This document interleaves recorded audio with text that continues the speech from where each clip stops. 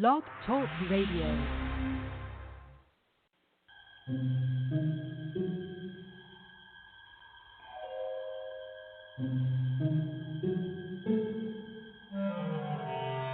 Archangels, ghosts, and Bigfoot, oh my. It's just another night for Supernatural Girls. Real stories, real answers to life's biggest supernatural mysteries. And now for another exciting interview with paranormal experts from this world and others. Here's your host, paranormal researcher Patricia Baker, on the one, the only Supernatural Girls.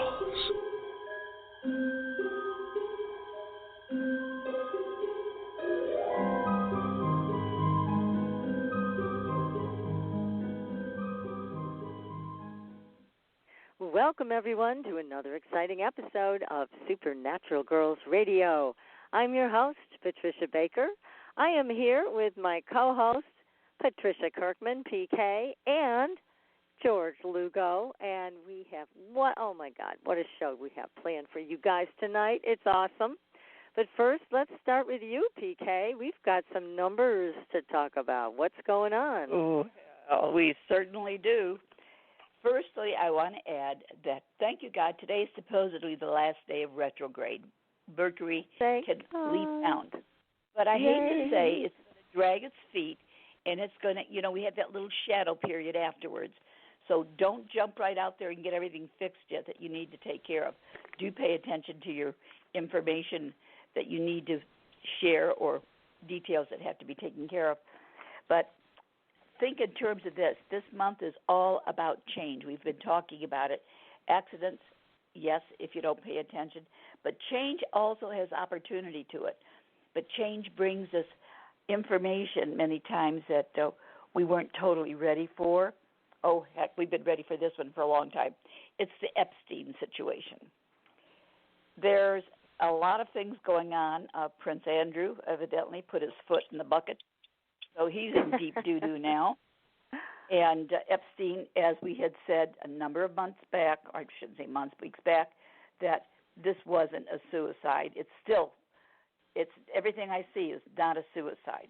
He was assisted in living to the other side.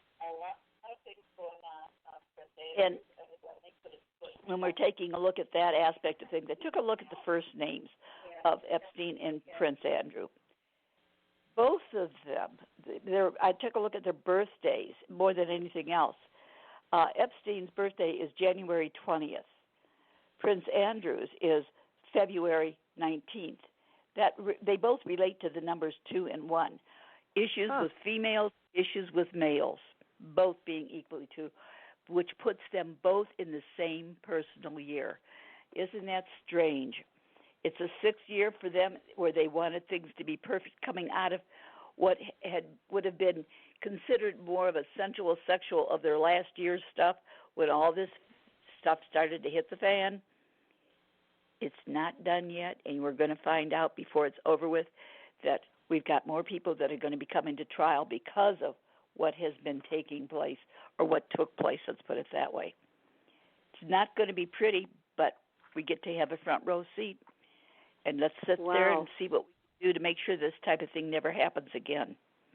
It's disgusting. That's the idea. I mean, this went on for so long. It was so disgusting and just a horrible, horrible thing. George, did you pick up on anything with this Epstein murder? Well, I used to live in L.A., and a lot of the kind of stuff happened all the time over there. So, I mean, there's a lot of bad stuff. I mean, this guy, where he is right now, nobody gets away with anything, and yet they kind of do, but he won't. There's just a lot that he's going to have to pay for, so, yeah. Well, that's for sure. Who do you think, did you pick up on anything of who was behind the murder? No. That could be a anything. You better let us know. Lineup that would like to be there to have taken care of that murder. Because these are not nice people. None of them. No. And these are obviously trained professionals. In their case, they've used it to the nth degree, which is sad. Mm-hmm. Because young ladies that are left afterwards, what they've been through, you have a hard time recouping from things like that. But I think with the money they'll receive eventually, they can get some good help with their healing and the process of going forward. Maybe this will teach a lot of people out there, the young girls that think it's okay to run away, play, and have fun. There is no free lunch, ladies. Never. Before it's somewhere between here and there. Well, you know that old Los saying. Angeles. Go ahead. There's always free cheese in the mousetrap. That's right. Mm. Yeah. I was going to say that in Los Angeles at the Greyhound bus station, there'd be every day all these young, innocent girls getting off trying to come to Hollywood, make a name for themselves. And boy, it's like getting thrown in a cheese grater for most of those girls. And they had a lot of what they call chicken hawks looking for those girls, In New York is the same way. The way because they want to be famous, not infamous. They think they're going to be famous, and the end result is they go the other direction, which is sad. That is. It's very sad. But it's interesting. So, PK, you're saying that, thank God, Mercury retrograde is coming to an end, but we have a shadow period, so we all just have to kind of walk gently through it. But also that we will be able to finally get the truth of all of this and who was involved for sure and all of what was going on, and hopefully we'll see some people in handcuffs at the end of the day who perpetrated these types of crimes. So it'd be nice to clean that up. So good. Maybe they'll ground the Lolita Express once and for all. Yeah. Really. Crazy stuff. Crazy. Mm-hmm. Well, I also wanted to share with everybody that we had a wonderful Saturday with shaman Itzhak Beery. It was phenomenal, and oh my God, we were able to have just the most magical workshop I've ever attended, and it was at Azure Green's Blossom Center Pyramid, which is aligned the same way the pyramid is aligned in Egypt. So the energy in that room was amazing, and the group that came together from Hartford and Goshen and Middlefield and Pittsfield, it was just so powerful. So a big shout-out to Itzhak Beery for leading us through and into the shaman's world. Quite phenomenal. If you haven't read Itzhak's books, I highly recommend them. He's been on the show several times, and just a delightful man and a powerful shaman. So, again, thank you so much, Itzhak, for giving us a great view into the shaman's world. And let's see, we also have candles on sale at supernaturalgirls.com for your holidays. And we also have some great paranormal news, as usual, and that can be found on our Facebook page. And one of the things that we were all discussing before the show is the Spotsville Monster. Now, I don't know if anybody in the audience has seen this yet, but we recommend it. It's a very short documentary, about 35 minutes long. It's on Amazon Prime, and it is about a family and other people, neighbors also, in Kentucky that were completely harassed by a group of Bigfoot. And there were some really interesting anomalies about this case. And, again, I just can't tell you enough. It's so important that you watch this. But one of them was that they were finding their farm animals and some neighbors' dogs with the soft tissue removed and the entrails removed. Now, this is typical, as you all know, of UFOs coming over ranch property and picking up the animals and then dumping them back without these soft tissues, and it's all surgically removed. Well, with this Spotsville Monster documentary, the same thing was happening, but there were no UFOs. It was just Bigfoot. That really made me think. So go watch that documentary. It's really well done. You get to hear directly from the people that witnessed it, and it's pretty frightening. Now, one of the ranchers, or excuse me, one of the farmers, because this is in Kentucky, happened to see a Bigfoot standing inside a building on this farm. And he approached it. He had his gun aimed at this thing, and the Bigfoot was just standing there, and he aimed his gun, and the Bigfoot disappeared right in front of him. So we're back to that quality of it being interdimensional. But what I can't figure out, and I don't know what you guys think about this, PK and George, but I cannot figure out this thing about the soft tissue removal. So if you guys have any thoughts, do let me know. But that's the first time I've ever heard of this in relationship to just Bigfoot and having nothing to do with UFOs. So what do you guys think? I think it's interdimensional. It doesn't make sense. It's sense. a head scratcher, isn't it? It's like, what? Mm-hmm. You know what I thought was interesting? Like the one guy saw the Bigfoot standing outside, and he walked over there. Of course, it went away. But when he went there were no footprints. There was nothing there. And this thing is 8-9 feet tall and huge, massive muscle. Right. There was another anomaly. Yes. Yeah, that's another thing that there's no prints. Very rare, unless he steps in something that's soft, like mud or something. But then, But yeah, and then the tooth they found that tooth, and they wouldn't let the scientists take it and do a genetic deal on it. They just kind of had to look at it through pictures. And the guys that did check it out. Yeah, I know. That would really sum it up. They thought it was a pig incisor. But a hog, yeah. They're not One sure. Of those big they're feral not sure. Hogs. Hog, yeah, the big feral hogs, yeah. And they're not sure. But it was very interesting how everybody saw this thing and how it scared them half to death. And I know, rattling their doors. And remember last week, walking around the house. Yeah, we were talking about the same thing happening. It happened in Ohio last week. We were talking about that. And the week before that, New Hampshire. Same thing with Bigfoot breaking into cars. Coming up to doors and trying to get inside. That seems to be happening more and more. But the Spottsville Monster, everybody, take a look at that on Amazon Prime. Very interesting documentary. And let's see, what else? Well, of course, if you want a numerology reading, you've got to go and make an appointment with Patricia Kirkman at patriciakirkman.com. And if you want a psychic mediumship reading with the best in the world, that's George Lugo. And you can get to George at crystalgatereadings.com. That's crystalgatereadings.com. So tonight, we are so blessed because we're talking about angels again. We have with us tonight Corin Grillo.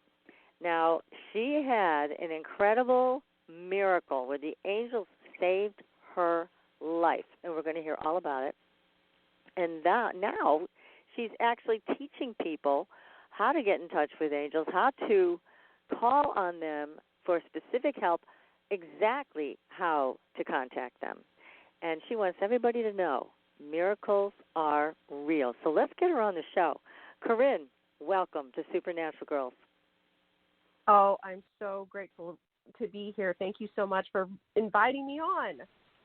It's our pleasure. You've got a lot to share with people, but let's start with what happened to you. You were a psychotherapist, and yet you were struggling with depression. So let's start there. Right. Yeah. I mean, I think 9 out of 10 therapists struggle with depression, but nothing new there. But yeah, it was a rough ride early on in my childhood, and I did a fairly good job after my 20s to be able to play the adult role, like the responsible adult role. But I always had this kind of secret life of inner torture, of literally wanting to die. But I still kept going. I had this beautiful daughter and, a husband. And, I did the formula, got a great education, had a great career, had a house and a kid and a husband. And it just, that formula really didn't work for me. It just when did your depression start? Was it lifelong, or did it hit when you were an adult? Well, I think I didn't frame it as depression when I was young, but there's a lot of violence growing up, and then my parent, who was my safety, who was really my rock, she died when I was a teenager, So that left me in a really peculiar position. And I lost contact with my dad when I was about 14. And so there was a lot of struggle through those years. And I still, what's crazy, here's what's weird. I still managed to get into UCLA, so I was, again, it's like this dual life where I was doing okay from what people could see from the outside, but the inside I was really struggling. And I think I just never wanted to be a burden on anybody. But after my mom died, I really, my mom died when it was my first quarter of going to college. And I, when you don't have anybody watching over you and you have this deep grief, I think that was the moment where I was finally done with the world. I had experienced already so much. It was like, I would like for this day to end permanently. And really back then that was my only prayer, was for that day to be my last. But I didn't have the strength or the courage that it takes to actually end my life. So I instead chose to do a lot of high risk behaviors and got into drugs and all of this craziness. But eventually kind of pulled myself back together. So yeah, I think when I was in my teens is when I really felt the depression. Maybe I didn't know what it was called, but that's when I was really wishing to die. Oh my and goodness! Then how did the angels traumatic. play into it? What was that? Say that again, George. I missed what you just said. How did the angels play into this? Yeah, well, it took when I look back, or how did I turn it all around? Yeah, how did you turn around? Like, when did you really notice that they were there to help you? Yeah, exactly. Yeah, I think when they came into my life, it was very obvious. It wasn't this subtle thing. And I was working in Los Angeles as a county mental health professional, helping to rescue gang members off the streets. And I'd go into the neighborhoods and talk to the families and help keep them out of jail, essentially, and try and keep them in school. But it was really intense. It was an intense job. And then I had a child at home, and my house was going into foreclosure, and our marriage was on the brink of divorce. Yeah, there's all this stuff going on. So it was another really bad period. And a friend of mine bought a angel healing for me for my birthday. And I didn't really know what that was back then. And I had a concept of angels. I grew up Catholic as a youngster, and I knew what angels were, but I didn't necessarily have the belief that they're actually there to help me. And so she bought me this healing, and I went in just thinking I was going to a psychic, like, okay, great psychic. But what ended up happening, right? Like, how fun. Like, to me, that's just fun. I didn't expect what happened to happen. So I go in, and she does this, she starts saying all this stuff about my life that she shouldn't know. And she started doing this energy work on me, this energy healing. And right away I could feel something moving inside my body, like electrical currents. I didn't really know how to frame it back then, but it was just energy moving in my body. And by the end of that session, I felt so much lighter and brighter. So I told her, wow, okay, that was really intensely awesome. And, essentially, what do I do now? And she said, well, just talk to your angels. But I was like, okay. And she said, just talk to them like they're real, just like they're people. And so that's exactly what I did. And over the next few days of doing that, it was almost like right away the angel synchronicities bumped up. And, every time I'm thinking about an angel driving down the road, I look over and there's like an angel, there's a laundry truck with angel wings on it called Angel's Laundry Service, or a billboard. Yeah, no, for real. Or a license plate in front of me. I remember this one had the word angel on it right when I was thinking angels, and the license plate is like angel for you. And a few other things, like the radio turning on, and it's about something about an angel, and it got so intense. I was like, okay, this might actually be true. There might be angels with me. I don't know. But it wasn't until day 3 that I really, about 3 days of doing this, that really was the turning point for me. And I was going to a client's house in one of the ghettos of Los Angeles in broad daylight. And as I'm driving down the street, a bird drops directly from the sky in front of my car, and it was so abrupt, I had to put the brakes on. So I drove around the bird, and I saw that it was a bird with a really good wing that was kind of pushing itself around, but the other wing looked mangled.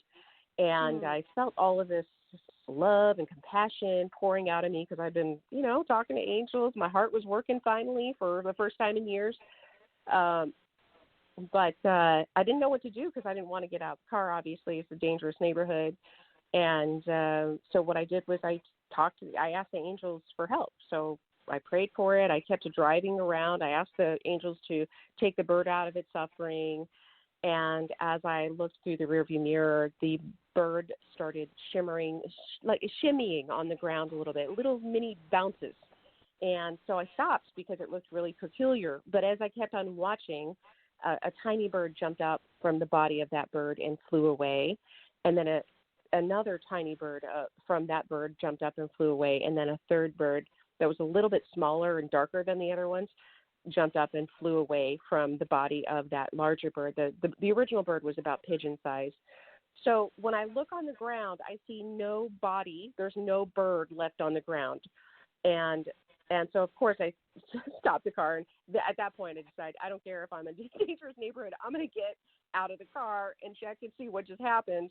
And there was nothing behind the car. And I'll tell you, the static electricity was intense. And my heart had this love explosion. And I could just feel a presence with me. I didn't know how to define it at the time. But I will tell you that moment changed the trajectory of my life. Gosh. Wow. Amazing. That's amazing. So 3 birds flew away. What age were you at that time, may I ask? Were you about 36? What was that? What age were you at that time? About 36? I was about 30. I was about 36, 37, somewhere around there. That's what I was picking up, because that's when a major change was about to take place. You were ready for it. You were ready for it before you even had the reading. You just didn't know it yet. Well, let me tell you, that I could not have predicted, because probably the week or two prior, I was driving and going, and I'll tell you the truth, I was drinking about a fifth of tequila every 2 days. I was on antidepressants. I was on other Adderall, which would lift me up. I mean, there was no indication that anything was going to change anytime soon. And so it was extremely abrupt. It's like my car didn't just hit the brakes. My whole life hit the brakes that day. And so 36. Wow, that's intense. That's amazing you picked that up. Oh, that's wonderful. Because you have so much to offer other people, you had to make that change. Well, I felt like after that, I mean, I think it came on so strong because I was really that dense and that dumb. I think I needed an actual miracle in order for it to get my attention. Mm-hmm. Yeah, definitely. Physical miracle. Yes, That's that wonderful. is just incredible. Oh, I know, goodness. and you know what's interesting is I was embarrassed to talk about it because I'm a psychotherapist. So I didn't want anybody. I knew that people would think I was crazy. So it literally took me 2 years to actually say it publicly. And also, but the things that were happening in my life from that moment on were so radical and incredible. Like I woke up with hope every morning, and I started learning. It was the voice, like my inner voice, the one that has good things to say to me. I started being able to hear that voice of intuition. And, at a certain point, I just had to start saying it out loud, and I stopped caring about what people were going to think step by step. And as you mentioned in the book, big change between being a psychotherapist and talking about angels. It's very, very interesting and awkward transition. But my peers were like, "Now, what are you doing?" And I was like, "I don't know. I just got to do it. I'm telling you, it works.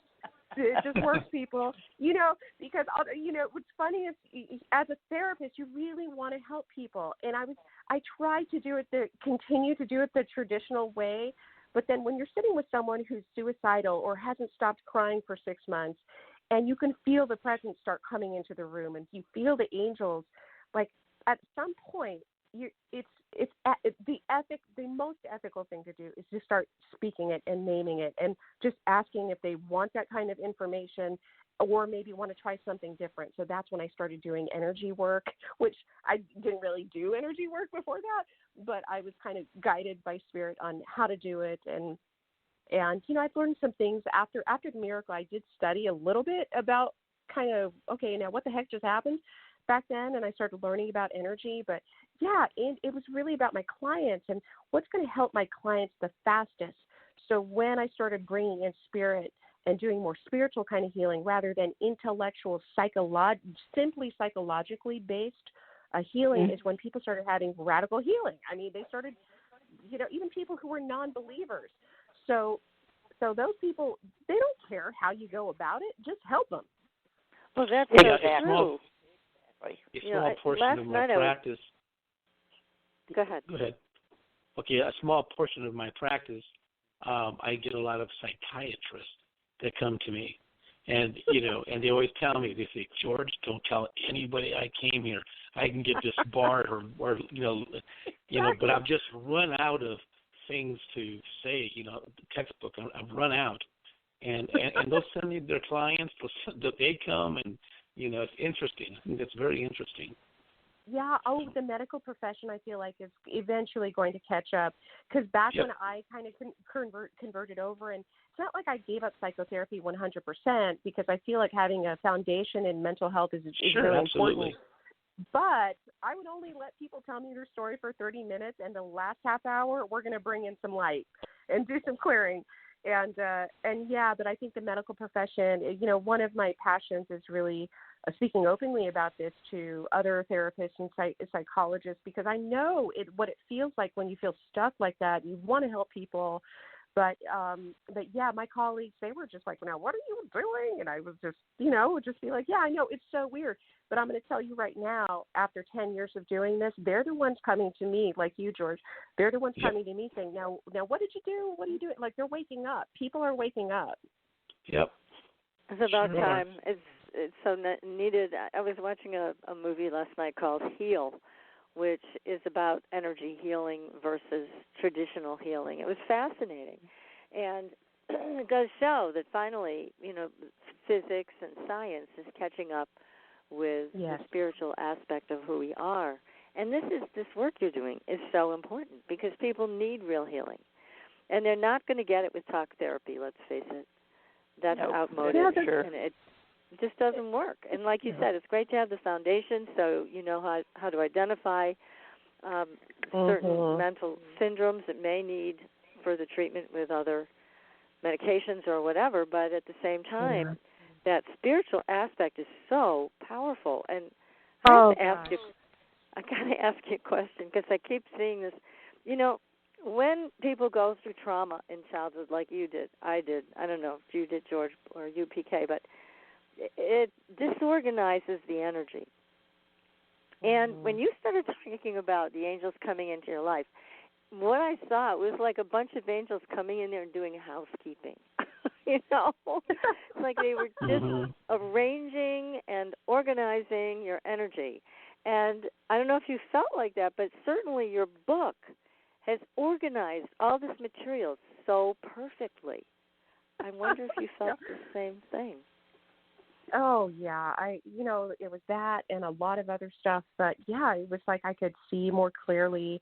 Maybe it was like my next steps became a little more clear. And I technically, I do not know how the person that I was before was capable of producing a book or anything that I've done internationally, all the programs and classes that I've taught. Like, how the heck did that happen? And I know how it happened with the support of really, I feel like the angels, it's not the angels per se, but they do help you resurrect your original edifice, like who you are at an essence level, and bring out they pave a way for you to bring out your potential and declutter the crap that we've absorbed. They sure do. Yeah. And we do tend to carry so much with us that if we just paid attention to the angels around us, we could lighten our load tremendously. Yes. some of the light workers that come to me, I tell them after you get done with your session with somebody, see it being locked in. Because lots of times, like you go to a massage therapist, they work on you. You feel better at the moment, but a week later, you're like back to zero again, and they got to come back. So I always tell them, any kind of work that you do, whether it's that or psychological, whatever, lock it in. And tell them that it's locked in. That way, they can go a lot further with the treatment. And you would think that since they're healthier, they're not going to come back. It's actually the opposite. They ended up telling a whole bunch of other people, and they all started showing up. So it works that way. It's really important to get your angels to lock it in, the treatment. What? I love that perspective, George, because I 100% agree. When the angels started working through me, I mean, people were healing at radical rates. I worked myself out of clientele quickly. Like where a therapist, you got a client for 10 years. Right. They're coming back because they're not getting much better. But for me, I noticed people would want to come back because they had so much fun. But it's like, well, what are we going to do today? You're feeling great. You're all connected. You got your spirit flowing. What are you going to do? And so that's why I started developing online courses and teaching people intuition and energy medicine and how to work with angels in that way because we ran out of stuff to do. It's like, okay, let's just teach you how to do it then. Yeah. Yeah, Corinne, let me ask you a question about, because I know you talk about the hierarchy of angels in your book and who a number of them are and how to do invocations to get their help. But here's the question that it keeps coming up as we talk to people who work with angels, and I'm not sure I totally have an answer, so I want to know what you think. Where do the angels sit in relationship to human beings? Because when you talk about it in your book, it's almost like they are not above us. They have to help us. So where are they in relationship to you and me and George and PK? You understand what I'm saying? Okay. I love that question. I haven't been asked that, but let me just kind of feel into this one and so I can see what Spirit wants to say right now about it. And it's interesting because I'm already there. I'm getting a feeling of instead of a hierarchy, it's more of a flat organization. And it's almost like instead of us, I think humans, we have a way to think about things as steps higher and higher and higher. But really our consciousness and the way spirit unfolds is like a flower blossoming. And so we all are connected to the same core, like rose petals, they're all connected at the very core. And so there's no hierarchy. We just unfold and we're working together as a teammate almost, but kind of, did you see what I'm saying there with that visual? Yeah, so it's like a team effort, but you did say in the book that we do have to call on them. We do have to make that effort to say, hey, I want your help. I want you to be on my team, right? And it's like we need a phone line, and that phone line is your intention. But what they're showing me with the flower here is that the stem and the root and all of that, the seed is God, would be creator, source, whatever you want to call it. And then angels and all of these essential beings and allies are part of the petal work. And so how do we connect with those beings that are our allies, support system? Because there's, of course, other beings that are not necessarily going to be our greatest allies. So we do that with our intention because we're all connected, and that's why we can collaborate, because beings of love are part of the same source. Mm-hmm. Oh, that's a great answer. Well, thank you. And we've got a caller with a question here. I'm going to bring the caller on the air. This is area code 929. Hi, hello. I'm hitting the button, and hi, 929. What's your name? Where are you from? Hi, my name is Terry, and I'm calling from New York. Hi, Terry. Do you have a question for Corinne? Yeah, just checking to see if there are any messages in front of the angels. Can you say that again? My phone picked up something and started talking to me while you were talking. Yeah. Oh, just checking to see if there are any messages from the angels. And your name again? Terry. Terry. Hi, Terry. Hey, how are you today? Good. And so it's interesting. The first thing I'm feeling when I say your name is more like a archangel. It's like Archangel Jophiel, but she's coming in right at your sacral chakra. Are you familiar with your chakras there? Yes, ma'am. Okay, so then to me, when I put these two images together, she's helping you lift, or she wants you to help lift and really heal and clear and essentially beautify your feelings or thoughts about any relationships that you have going on right now or that maybe you may be clinging to in the past. So she wants to help you really just come in and see your life through a even more beautiful lens, and a really great way that you could work with her is just sitting. You can sit with roses, sit with something that really inspires beauty in you, and you can ask Archangel Jophiel to come and to help bring that beauty into any area of your life and any relationship that may be touchy, tricky, or toxic right now. Okay. That sounds good. That makes sense, too. All right. Awesome. Well, thank you, Terry, for your call. Thank you you've so got much. some connecting to do with Jophiel. Good luck. Keep us posted on how that goes. Okay. Oh, my gosh. I just love Jophiel. I mean, the way she's coming in right now is just very uplifting. And I feel like with these callers or anybody who asks, it's not just a message for the one person. It's really a message for all of us who feel resonance with that message. So just saying, if anybody's listening. I mean, I'm sitting here with my phone completely off, okay? And it's on a separate chair far from me. And all of a sudden, it started talking to me while Terry was talking. And the message I take from that is that the angels are always listening. So we really don't have any privacy with the angels, do we? Yeah, we really don't. Luckily, we don't need that much privacy, but really about that, humans carry so much shame about the things that we're doing, or we get so secretive and hiding our darkness, and we all struggle. It doesn't matter how conscious we are or spiritual we are. Every human has human issues. And what I've learned through working with the angels is how loving they are, even in my worst moments. And really, I encountered them in one of my worst moments. And so, yeah, no, there's definitely no privacy, but it's okay because it's safe company. That's good.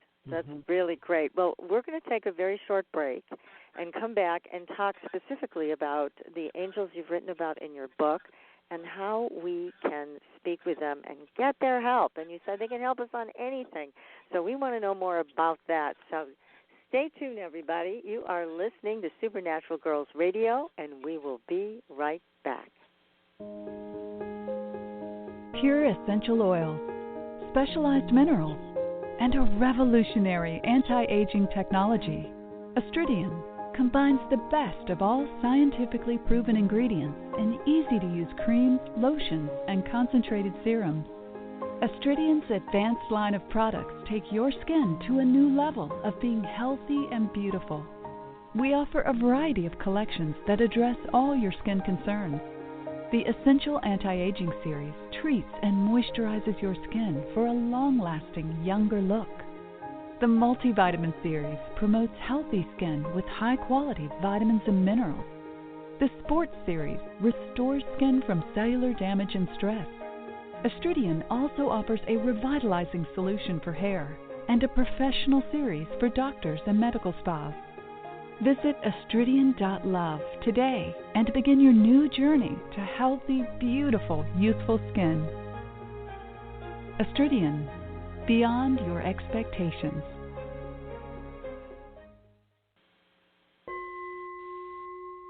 Are you ready for a new experience of freedom and powerful connection?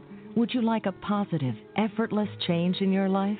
Then come to CosmicFusion.com, where we offer the most advanced energy clearing and expansion techniques in the world, with a quantum vortex energy to activate your divine blueprint and life's purpose. When your soul leads the way with cosmic fusion and quantum vortex energy, you can break clear of past difficulties and blocks with the power of the source. With Cosmic Fusion, the source energy does the work for you. It's easy and effortless. Listen to our free meditation right from our Cosmic Fusion website, the Cosmic Code Meditation. Sign up for one of our interactive webinars today. Come to Cosmic Fusion, www.kosmicfusion.com, to experience an effortless awakening and transformation. Are you ready for an upgrade? Are you ready for a new experience of living in the fifth dimensional magic and powerful connection? Then visit CosmicFusion.com today. CosmicFusion.com. There are a lot of psychics out there. How do you decide which one is right for you? You look for someone who empowers you, who's practical and spiritually connected, who says, here are your opportunities, here are your challenges, and here's a way to deal with them, and then gives you your own toolbox to make your life everything you want it to be. Hi, I'm Corby Mitleid, and that's how I work with you. As a certified professional tarot reader, I've helped thousands of people for over 40 years through my toolbox. Cards, past life retrieval, numerology, spirit guide conferences, and mediumship. Whether it's career, relationships, finances, or your spiritual road, together we can replace your confusion with clarity. And you'll probably find a little laughter along the way. Visit me at CorbyMitleid.com to find out how to cross your bridge from fear to fearlessness and fly. And tell me you found me at Supernatural Girls for a special gift with your reading. Corby Mitleid, the practical psychic for catching your tomorrows today. Find me at CorbyMitleid.com. That's CorbyMitleid.com. Your property tax bill. Have you seen it lately? It's frightening. Your property taxes are going up while your home value is going down. It's time to fight back and win. For the real truth about the property tax system, get attorney Pat Quintilian's book, Are You Getting Screwed on Your Property Taxes? How to Find Out and How to Fix It. Attorney Quintilian answers all your questions and gives you the facts you need to fight a property tax bill that is spiraling out of control. You'll also read about what happens to property owners who don't check their property records, only to find out too late they're taxed on square footage, fixtures, and even buildings that they don't own. Is this happening to you? Learn your rights. Buy attorney Pat Quintilian's book today. Are You Getting Screwed on Your Property Taxes? How to Find Out and How to Fix It. Available on Amazon.com. Are you frustrated with endless mantras, affirmations, and processes that promise to align your life with your dreams, only to find yourself years later in the same space where you began? Do you feel like you must be doing something wrong because nothing seems to be working? Don't you just wish that someone could shift your consciousness for you and your life could align with your desires without all the effort? Well, your wish is about to come true. Hi, I'm Carrie Cannon, and I have a gift that allows me to align the consciousness of others to be in harmony with their dreams.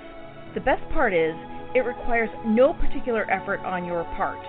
Upon listening to a consciousness alignment, people have reported instant energy shifts, financial windfalls, soulmate connections, healed relationships, physical healings, and more. To gain access to a free trial offer for my entire Manifesting Miracles library of consciousness alignments, go to CommandMiracles.com now for details. Again, that's CommandMiracles.com for information about our free trial offer. That's CommandMiracles.com.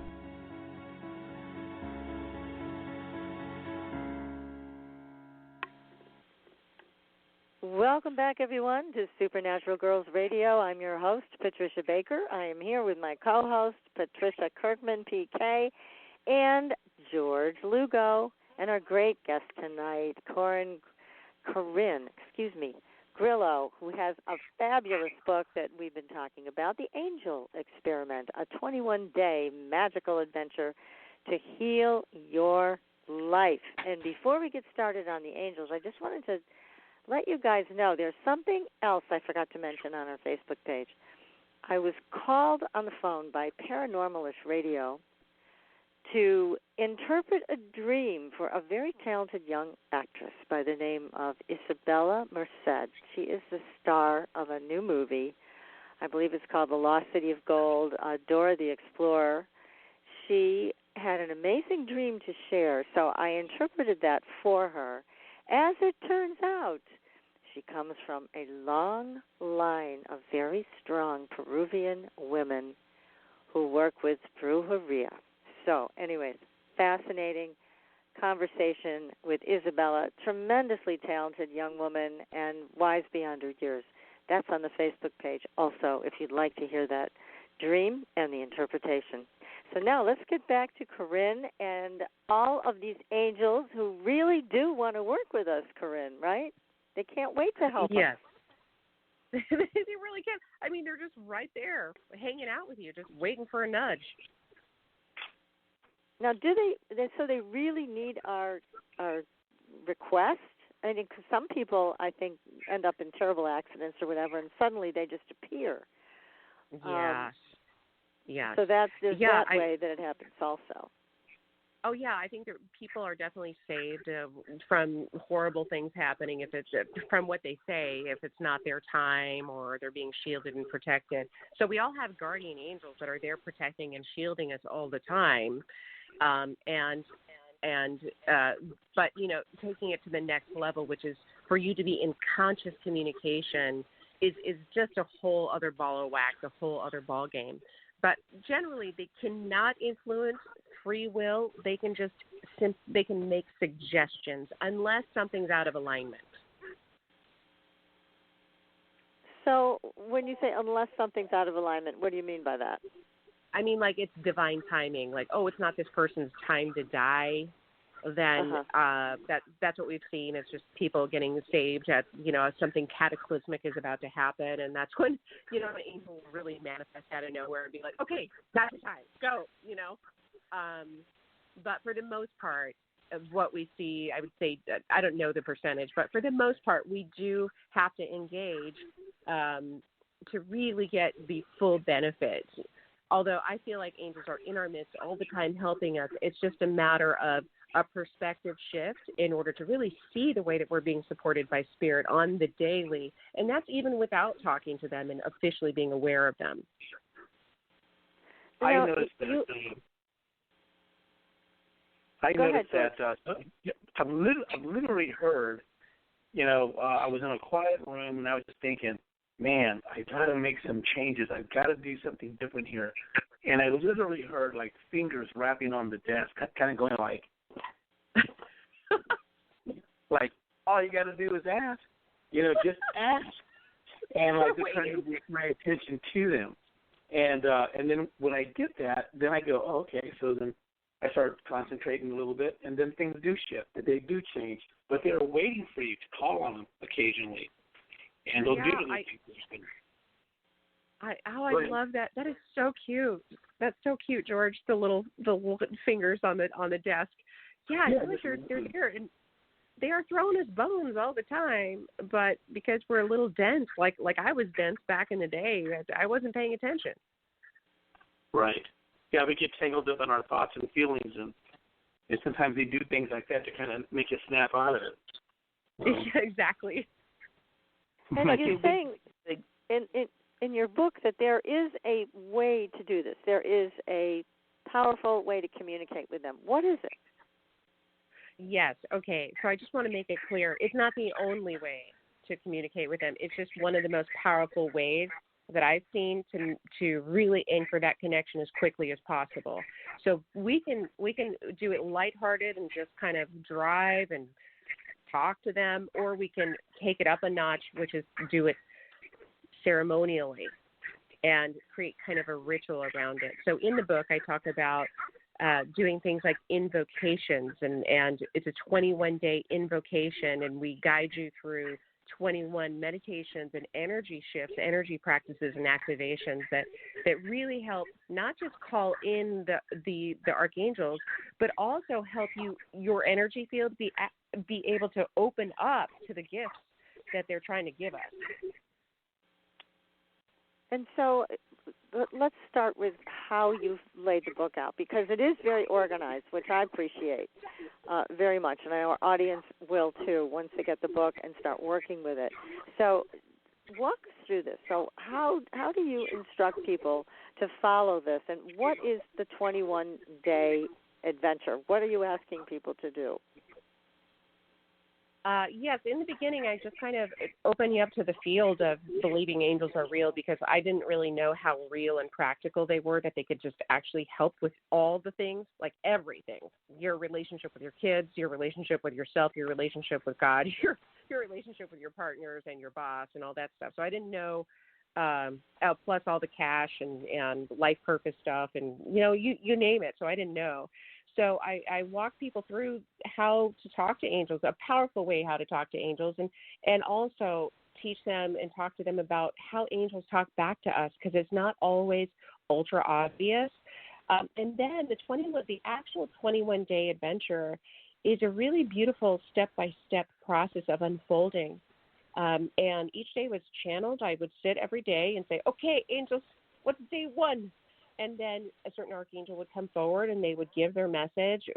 We would co-create the meditation and the invocation, and that's really what we did. And so each day really builds on the next.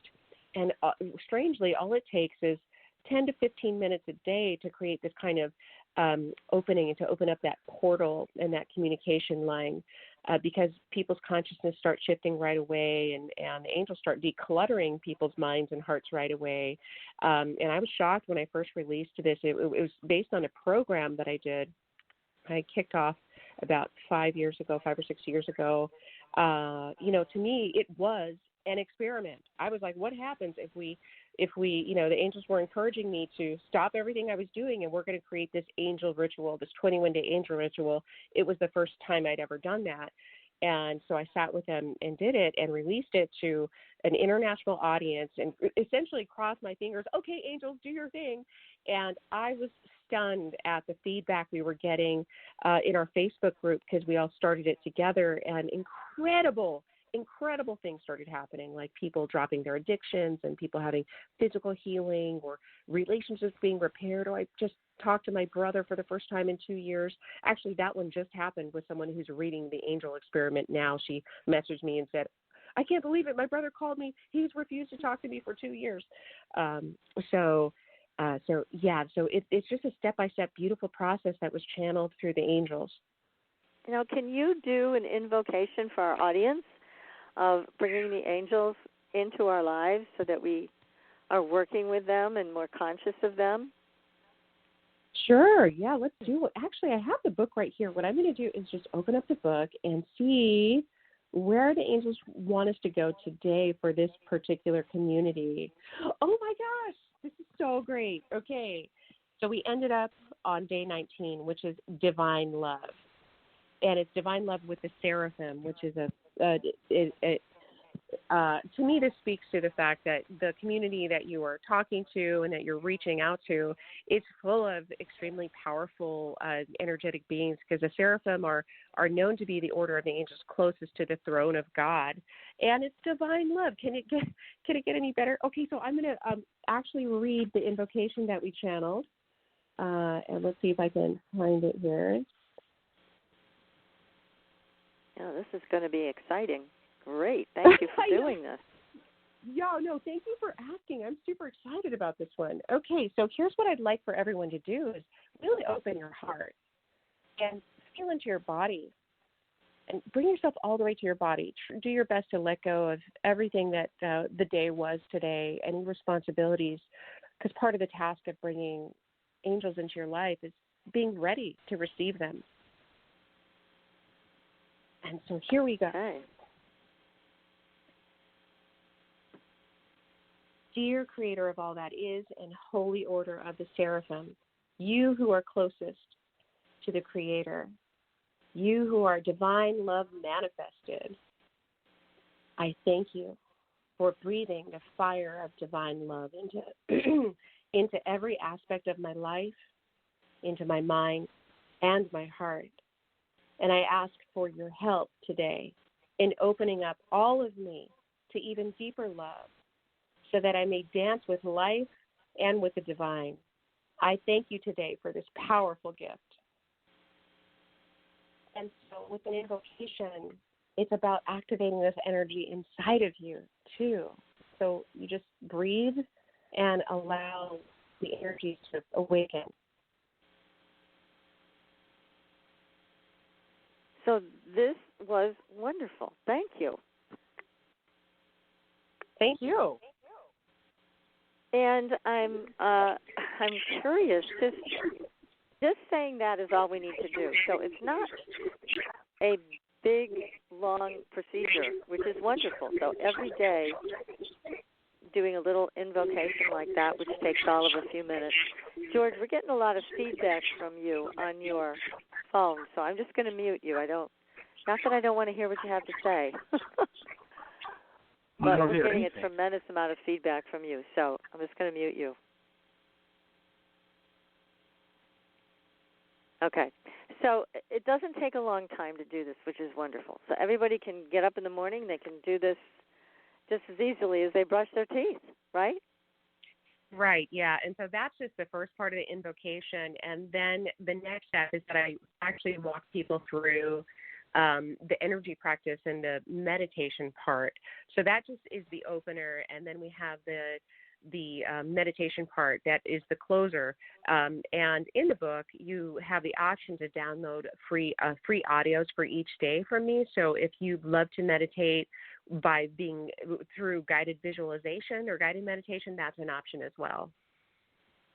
Yeah, that's a great one. I'm going to try that as soon as we end the show, because that looks like a lot of fun too. So you can just relax and listen to your voice and be guided through the connection process, which is so important. So tell us more about the specific roles of these angels, because they all have their own special talents, right?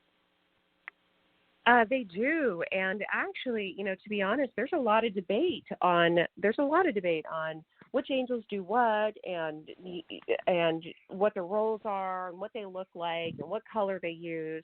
And so, for me, what I do is with every practice and every book that whether I'm doing this book or I'm doing a program, is that I just invite the archangels to come to me. And whoever it is, I let them give me the impression of what they want to work on. But, yeah, there's a general understanding of what they're for, but I love to leave it up to the readers and empower others to make their own self-discovery, because my information or books that you're reading from 1,000 years old or 2,000 years old may not, it may be different for you. And I've definitely seen certain archangels come around and help other people in ways that are not written about. So I like to leave it up to everyone to empower themselves, because I didn't learn about archangels or angels from books either. I stumbled across it, and they started connecting with them and started playing with them. So we're just going to play.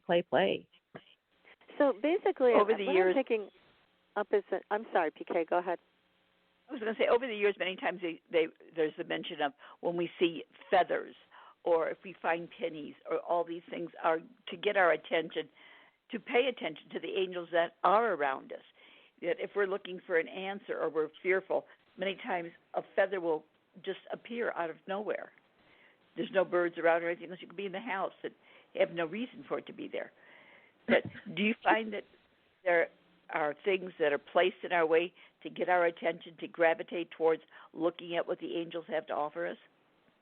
Oh, my gosh, absolutely. And I will say that is true because of the online communities that I run. I have a Facebook group called the 7-Day Miracle Challenge, and this is when I started reaching international communities. And I was just so taken aback with all the feathers coming around to people. And some of the feather stories are fairly insane, and I actually taught an angel workshop, and I was talking about feathers, and one of the women went home and she was cooking. She opened up this old cookbook, and out of the cookbook, a white feather, like a 5-inch white feather, dropped down onto the floor, and she just couldn't even believe what had just happened to her.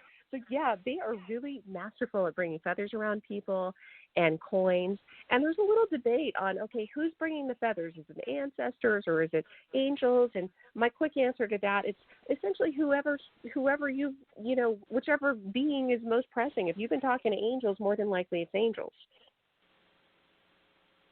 That makes good sense. So when you are working with people in your Facebook group, it sounds like you're getting a lot of wonderful stories from people of great success of how angels have helped them. Oh yeah, I mean, I think that's what keeps me going. All of this. Let's all remind myself that I was a psychotherapist.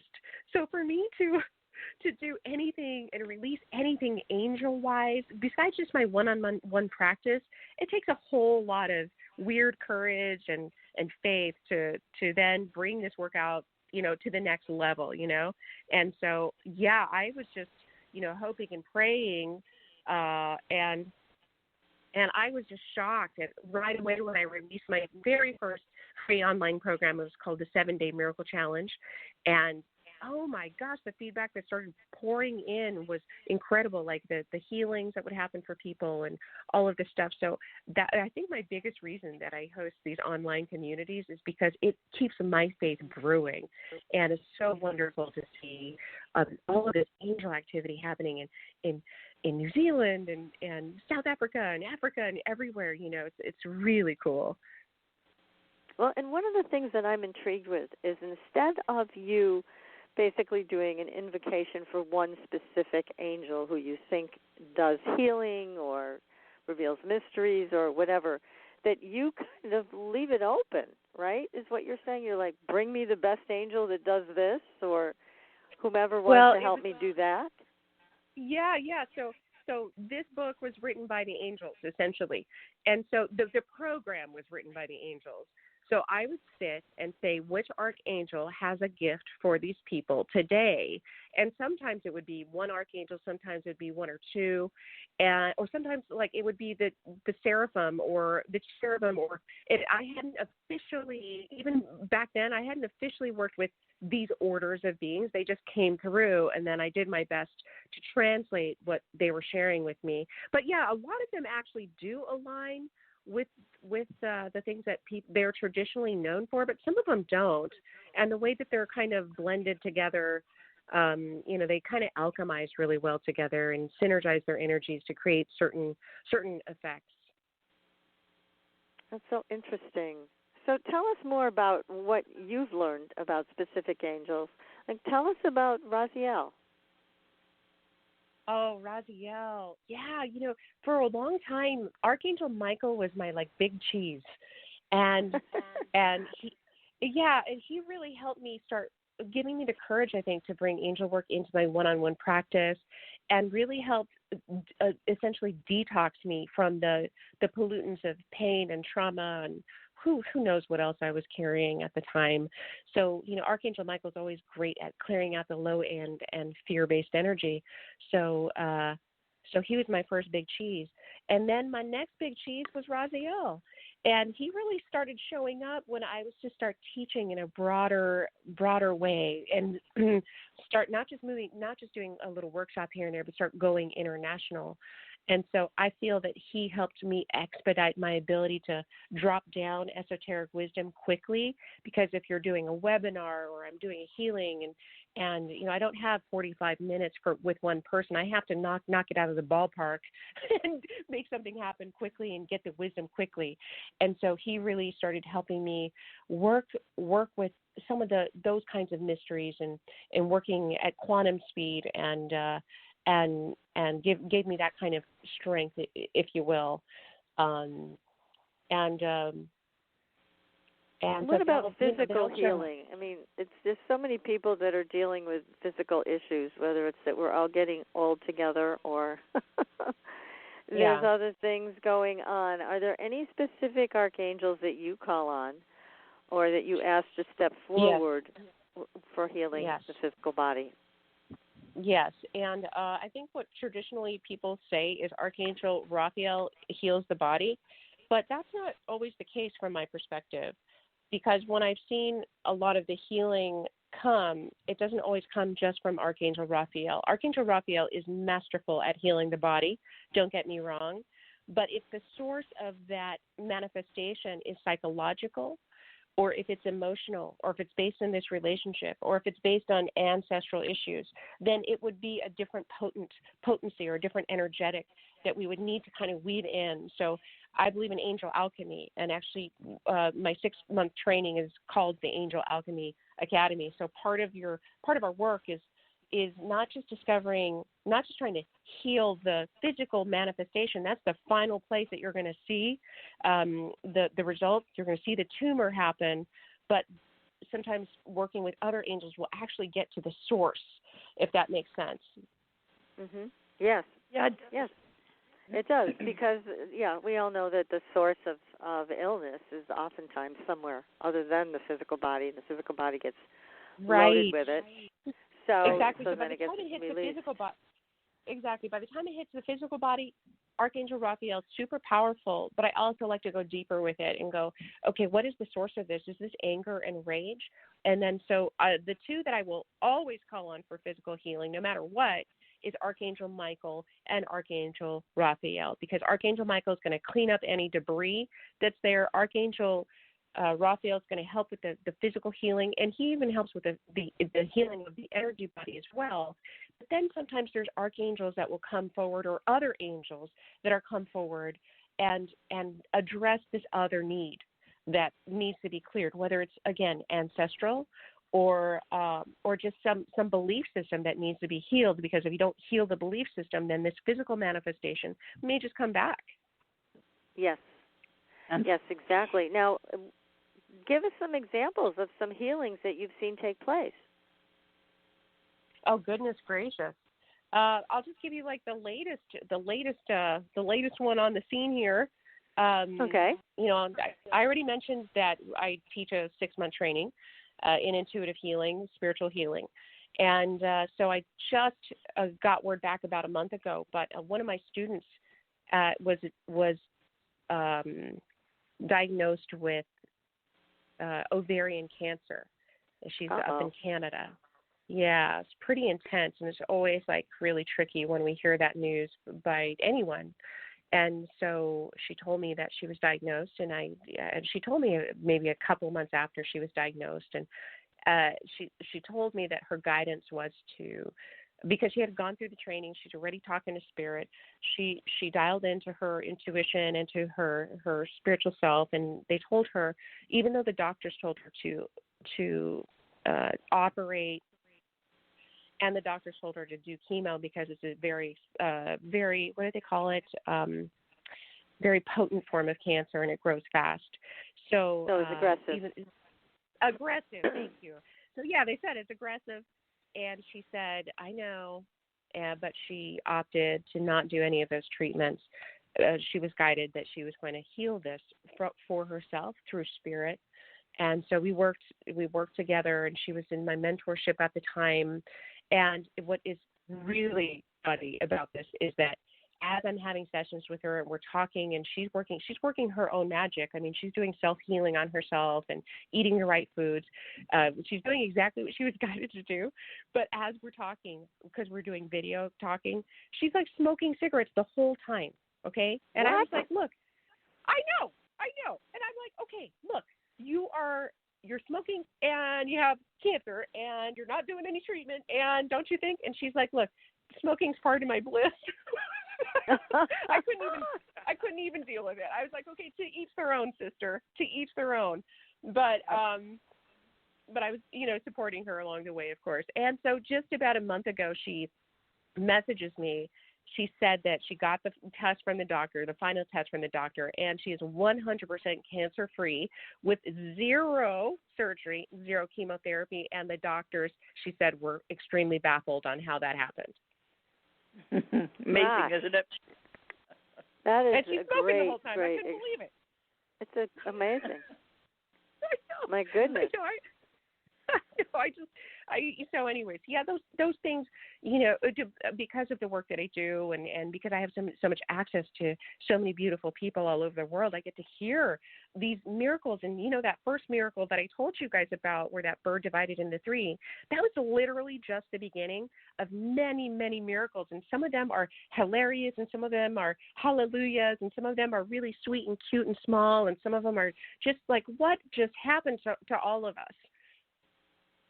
Now, it seems like from what you're sharing that the angels do have the power to bypass a lot of our resistance to healing or having a better life or a better job or finding our soulmate, because clearly it's our own resistance that prevents that from manifesting. So the angels are able to just go right through that, cut right through that. Well, I want to say it's not the angels that are doing it. It's our intention and our will. And then because people don't heal sometimes. People just don't. Sometimes it's not their time to heal. But it's our intention and our willingness to invite and accept these energies in. And I just want to be clear. Sometimes it's not good enough to just be like, I believe in angels. Help me, angels. Not if you're carrying a big load of crap with you, because the good juju can't even pierce through sometimes through the stuff that we're carrying and the burdens. So I wasn't able to really experience full light until I had energy healing session, which is why I do energy healing inside of even the book.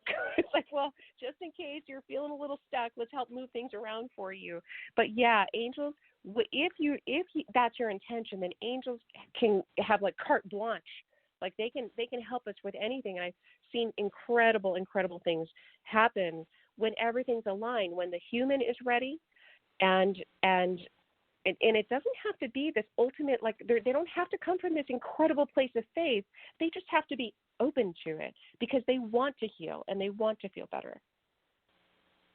So sometimes it's as simple as that, and the angels can step in and do their work.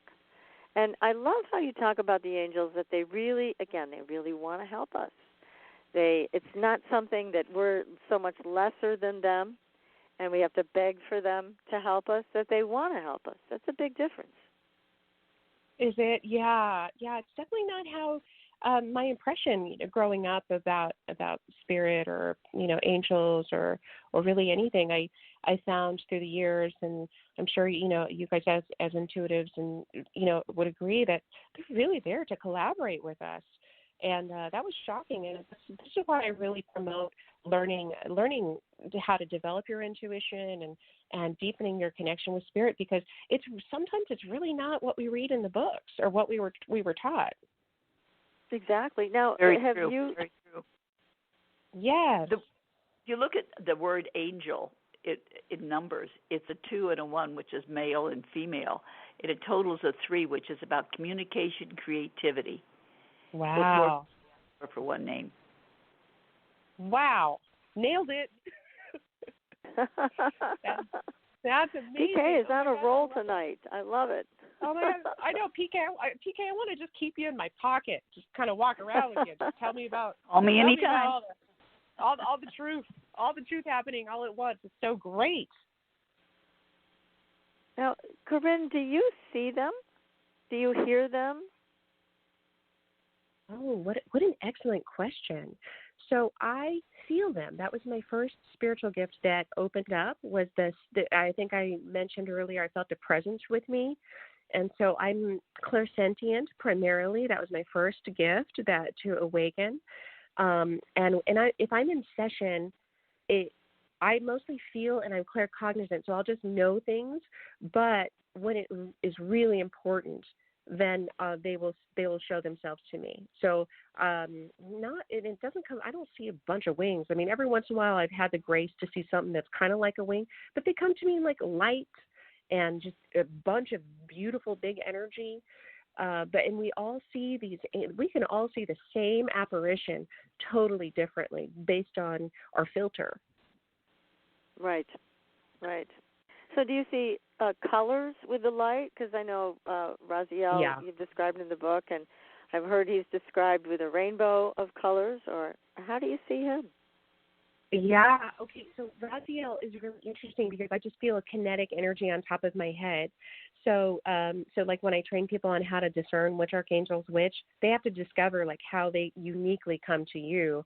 And so for me, it's like energetic twitch on top of my head. Although sometimes I have seen the rainbows. I saw him appear like a giant in the sky, and that was incredible. But it was like this arc of a rainbow. It wasn't quite a rainbow, but I could see his rainbow light. And my impression that day was that he was helping bridge worlds, helping to bring worlds together. There must have been almost like the Rainbow Bridge when I'm thinking about it, like bringing travelers, helping travelers get from one realm to the next. Okay. And so, well, I know, PK, I'm going to ask on your behalf here. PK has had some health problems lately, and mainly back recently, right? Yeah. Unfortunately, now how would you handle that? Let's fine. say that PK comes to you with back problems and says, she's having a hard time getting through this and getting over this. What would you do for her as a client? Yeah, well, if I was doing a session, I don't do many one-on-ones, but these days, but here's the first thing I do is I just sit with them and I hear what the story is. It's the therapist in me, and then I take them into a process of going inwards and taking a little, journey, checking out. A lot of times I'll just ask the body, like, what the heck's going on? And sometimes the body has its own story. But again, I found that there's no one formula for everyone. So I would have to kind of sit with her, feel into the energy of what's going on, get the energetics of just the past, like of this life.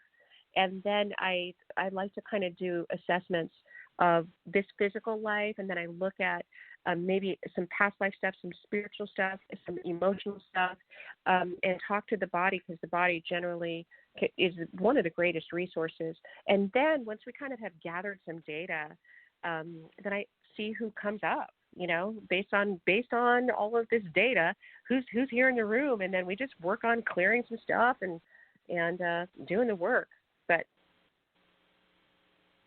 can you do this with people long distance? Yeah. Oh, yes.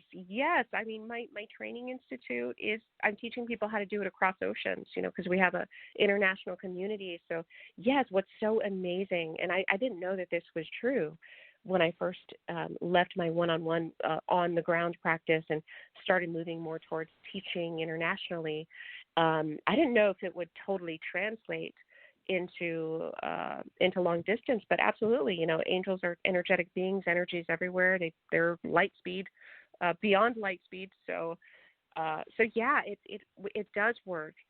It does work, but I also feel that every individual has a unique practitioner that's going to work for them, and no one person is perfect for everyone. Okay, so you call in different angels or whomever is the best suited to help your clients, and you said you don't work one-on-one much anymore. So what if somebody did? I do sometimes, but go ahead. I was just going to say, what if somebody wanted that experience with you? Is there a way that they can contact you and set that up?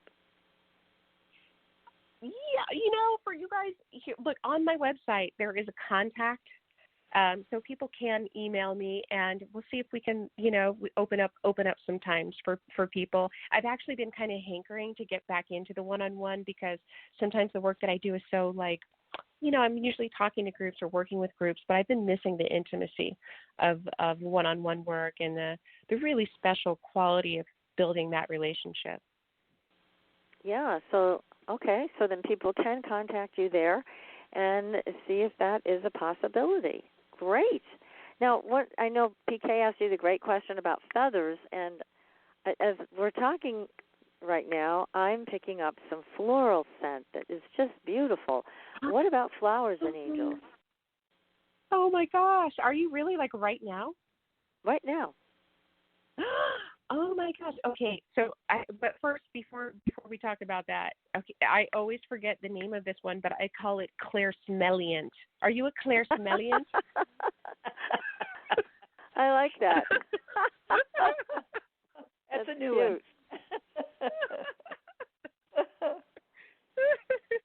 Oh my gosh, that is so cool. Yeah, sometimes it's angels. Usually it's the timing of things. So if we're talking angels, it's probably an angel. You just happen to be clairsmelliant, so you're picking up how that particular angel's coming through to you. But, if I were sitting with you, maybe I would feel like a brush against my cheek or something like that, Right. And, are there certain scents that come with certain angels? Because I know a lot of people talk about Mary and roses. I've heard that one. Yes. And what about angels and other types of floral scents or oils or something like that? Here's the truth. My sinuses are terrible, so I am not clairsmelliant whatsoever. So I cannot validate or deny any of that. Okay, that's so funny. I know it's a constant sinus issue, but I have envy of all clairsmelliants. Sometimes if I'm teaching one of my classes and we're it's an online thing and someone's like, oh, it could be in Australia or wherever, France, and I'll start lighting something up or working with sacred tobacco, which is one of the practices that I use. I also work with shamanism and things like that. But it's amazing that people can smell even the spirit of plants from across oceans. So I'm always envious of people who can do that. That's funny.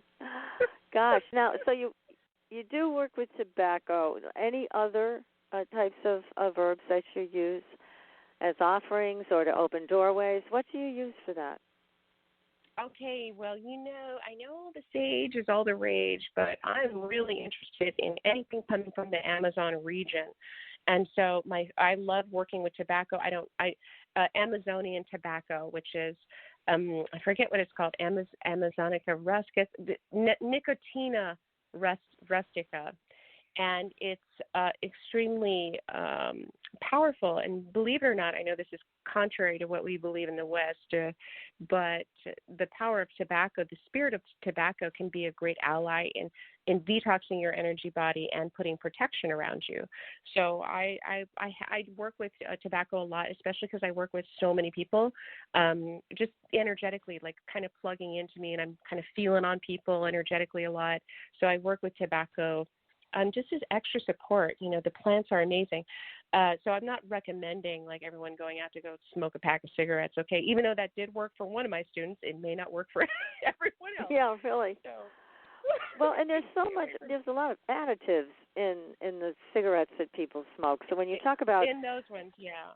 Yeah, when you talk about a different kind of tobacco from South America, that's a whole different breed of cat, right? It's beautiful. It's a clean and product, not like we get. What was that? I said it's a clean product. It isn't where all the additives do with and hair. it's also I feel part of doing it ceremonially with intention is different than using it as a vice. But something else I need to say, because if you don't know about this scent, you need to get it now, ladies and George. Copal. Have you guys burned copal before? Copal. Oh, yes. Oh, yeah. I love that smell. I love it so much, and I get I order it from the Amazon from one of the tribes out there, but it's the one that I use is dark. It's like a dark resin. I don't know if there's different kinds. There's like white copal, but the one that I get is not white, and it's just so freaking delightful. Everyone should know about it. And what does this do for you when you're doing a ceremony or speaking with the angels? What does it accomplish? Oh, okay. So I burn incense every morning when I'm opening up my prayers and calling in my allies, talking to the angels. But for me, when I burn these resins, it's just like sage. These things are here for us to help detox and neutralize some of the dark energy that we pick up.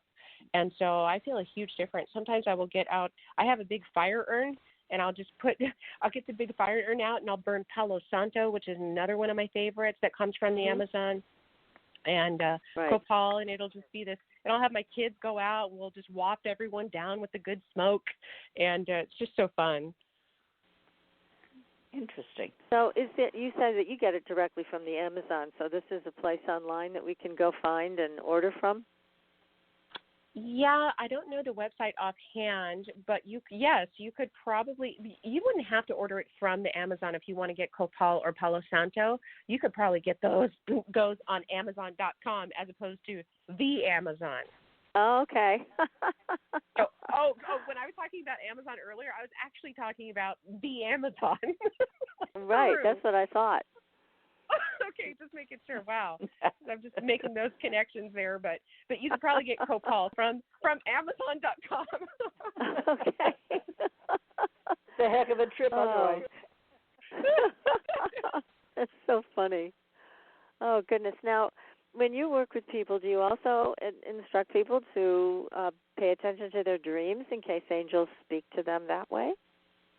Yes, they can talk to us in all kinds of ways, through the television, through the news feed, on our social media, through our dreams, through all kinds of signs and billboards. And, again, once you open up yourself to the angelic field, you'll start noticing things will start jumping out at you in a different way that maybe the day before or the week before would have been benign to you, but your senses start wakening up. Your intuition begins to wake up because they really help activate us in that way. And then soon enough, we're starting to feel the truth and hear the truth and smell the truth for some of us. For the lucky ones. for the few lucky, the handful of lucky ones out there. That's great. So when I first wow. started, now, what is your website, Corinne? It's CorinGrillo.com. CorinGrillo.com. Okay, and people are texting me about your Facebook page. What is the name of your Facebook page? Oh, it's Corin Grillo. And so you'd be able to for your Facebook page? Yep, Corin Grillo, yes. And what also, if they want to join the 7-Day Miracle with you there? 7-Day Miracle Challenge board. Just look for the 7-Day Miracle Challenge with Corin Grillo, and then that's the Facebook group. However, if you want to go to my website, you'll see something that says the 7-Day Miracle Challenge. If you opt into that, you'll actually get 7 days, a 7-day practice with the angels with that one, and then you'll also get the link to the Facebook group for that one too. So you can do it either way. Oh, perfect. Okay. Excellent. Well, I have one more announcement to make to our entire audience, and that is this. It looks like we are finally going to be making a move from Blog Talk Radio to Spreaker. So please keep a watch on our Facebook page, Twitter feed, website, etc., so you can follow us to our new broadcasting venue. And we've been asked to move a long time ago, but being the stubborn women that we are, we stayed put as long as we could, but now it's time to move over to Spreaker. We hope to have a better sound quality and also a lot of other pleasant changes as we make that move to Spreaker. We already have an account on Spreaker. You can find all our shows there, but we will be broadcasting from Spreaker. And next week is Thanksgiving, so we are just going to do a repeat show that you can listen to, a podcast for you, and then we'll be back live, not next week, but the week after, with more exciting shows for all of you. But we wanted to wish you all a very happy and safe Thanksgiving. Enjoy whomever you're going to be spending it with. Be safe. Keep in mind what PK shared, that there is still that shadow period of Mercury retrograde, so walk gently and softly until that's over. And anything else? Don't drink and drive. That's very important at this point. Say that again, PK. About don't drink and drive, because we're under that 5, which is so accident prone that people are going through until this month is over. We've got that backing us up. So it's going to be too easy to have fun and to socialize and forget when we hit the road. Okay, we don't want to forget that. So be safe. And Corinne, I know you just dropped the call, but we wanted to thank you so much for being with us tonight. Great show. Everybody, the name of the book is The Angel Experiment, a 21-day magical adventure to heal your life by Corin Grillo. Terrific guest tonight. So 2 weeks from now, we're going to see you again. Until then, we'll see you on the Blue Highway. Happy Thanksgiving, everybody, and good night. Happy Thanksgiving. Good night.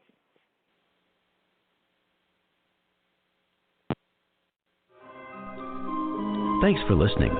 Tune in next week for another radio adventure with Supernatural.